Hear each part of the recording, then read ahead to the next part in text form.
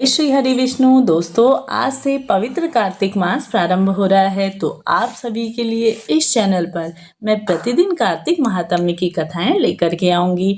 तो आप सभी से अनुरोध है कि प्रथम अध्याय से अंतिम अध्याय तक आप मेरे चैनल से जुड़े रहिए।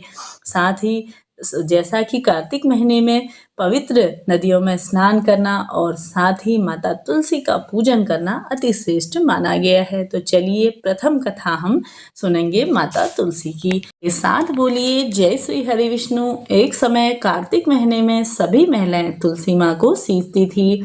सब महिलाओं को तुलसी सींच कर आते देखकर एक बुढ़िया माई तुलसी माँ को सींचने लगी। तुलसा माँ से कहने लगी कि तुलसा माता, सबकी माता, मैं तेरा बिरला सींचूं, तू मेरा निस्तारा कर। तुलसा ये जय श्री हरि विष्णु। एक समय में तुलसी माता को कार्तिक महीने में सभी महिलाएं सींचती हैं। तब एक बूढ़ी माई तुलसी माँ को सींच कर कहती है कि हे तुलसा माता, सबकी दाता, मैं तेरा बिगला सींचूं, तू मेरा निस्तारा कर। तुलसा माता अड़वा दे, लड़वा दे, पीताम्बर की धोती दे, मीठे मीठे ग्रास दे, वैकुंठ का वास दे, चटक की चाल दे, पटक की मौत दे, चंदन का काढ़ दे, झालर की झनकार दे, साईं का राज दे, दाल भात का जीवन दे, एकादशी के दिन श्री कृष्ण का कंधा दे। तभी इतनी बात सुनकर तुलसी माँ सोच में पड़ जाती हैं कि एक बार भगवान श्री कृष्ण ने तुलसी माँ को इस सोच का कारण पूछा। तब इस पर तुलसी माँ ने बताया कि एक बुढ़िया मेरे पास रोज आकर इतनी बात कहकर चली जाती है। इनमें से मैं बुढ़िया माई को सब कुछ दे सकती हूँ, पर आपका कंधा कहाँ से दूंगी। इस पर भगवान बोले कि तुम चिंता मत करो और बुढ़िया माई को आशीर्वाद दे दो। तभी तुलसी माँ ने वैसा ही किया। थोड़े दिन बाद बुढ़िया माई मर गई। सब कोई उसे उठाने लगे, पर वह इतनी भारी हो गई कि किसी से भी नहीं उठी। सब कोई कहने लगा कि पाप घाट की माला फिरती थी, जिसकी वजह से इतनी भारी हो गई है।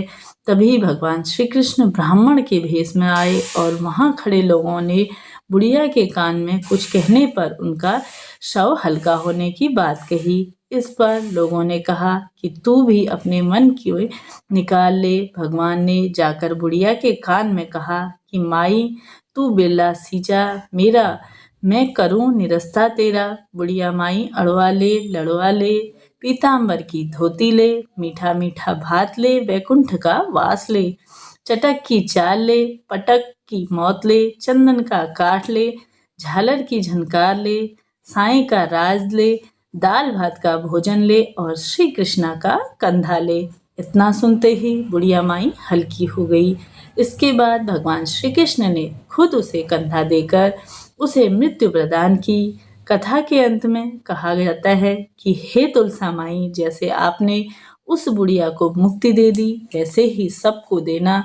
अंत काल में सबको अपना कंधा प्रदान करना और सभी को मुक्ति देना। तो बोलिए माता तुलसी की जय हो। अब हम कार्तिक महात्म्य प्रारंभ करते हैं। जैसा कि श्री सूत जी बोले, जब देव ऋषि नारद श्री कृष्ण चंद्र जी से मंत्रणा करने चले गए, तब हर्ष से सद्भावना से अपने पति श्री कृष्ण चंद्र जी से कहते हैं कि हे स्वामी, मैं धन्य हूँ, मेरा जीवन धन्य है।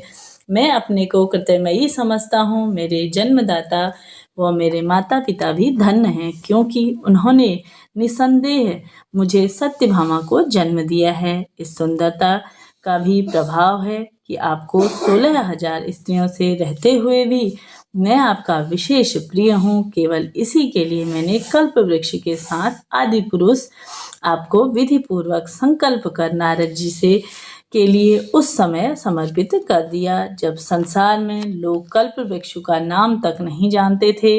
वहीं कल्प वृक्ष उस समय में मेरे आंगन में लगा हुआ था। हे मधुसूदन, तीनों लोकों के स्वामी श्री कृष्ण, यदि आप चाहते हैं तो मेरे इन प्रश्नों का उत्तर मुझे दीजिए।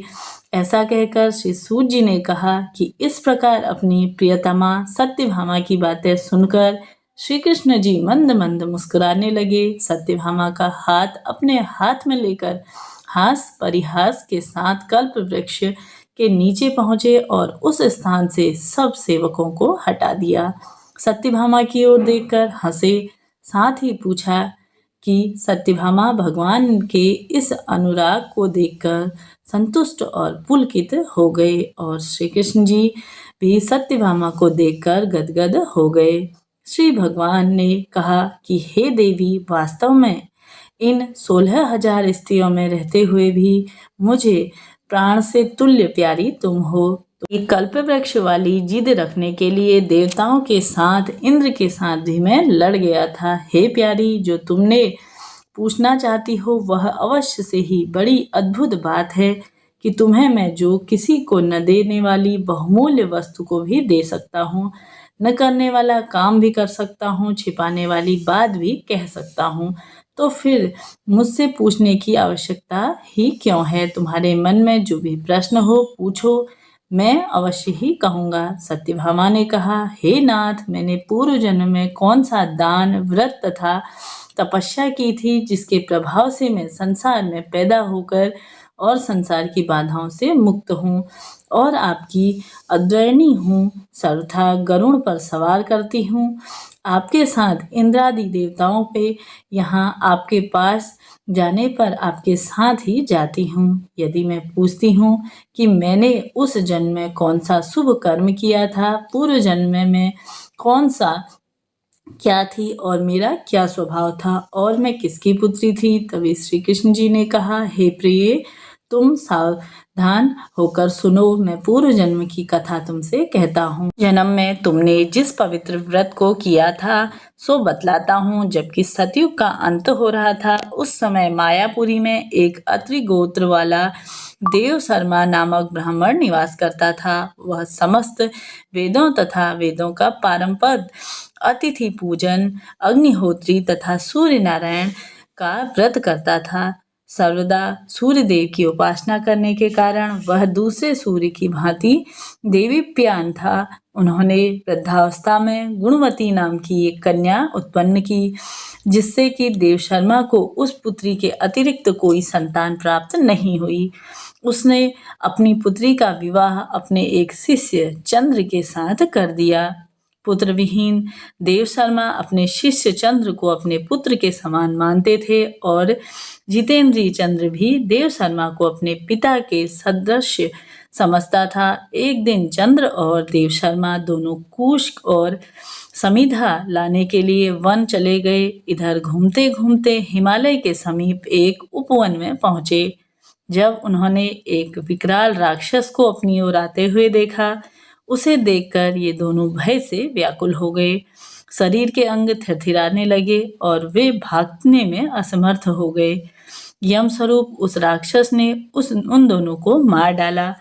हमारे गणों ने उन्होंने उसे क्षेत्र के प्रभाव और उन दोनों के धार्मिक स्वभाव के कारण उन दोनों को वैकुंठ धाम में पहुंचा दिया। जीवन भर उन दोनों ने तो सूर्य देव का आराधना करी थी और उसी में से उन पर बहुत ही प्रसन्न थे। हे प्रिय, शैव, सूर्य उपासन, गणेश जी के पूजन, वैष्णव और शक्ति के पूजन, जैसे वर्षा का पानी समुद्र में गिरता है, उसी भांति यह सब भी अंत में मेरे ही समीप आते हैं। अकेला मैं ही नाम और क्रिया के भेद से 5 रूपों से विभक्त हूँ।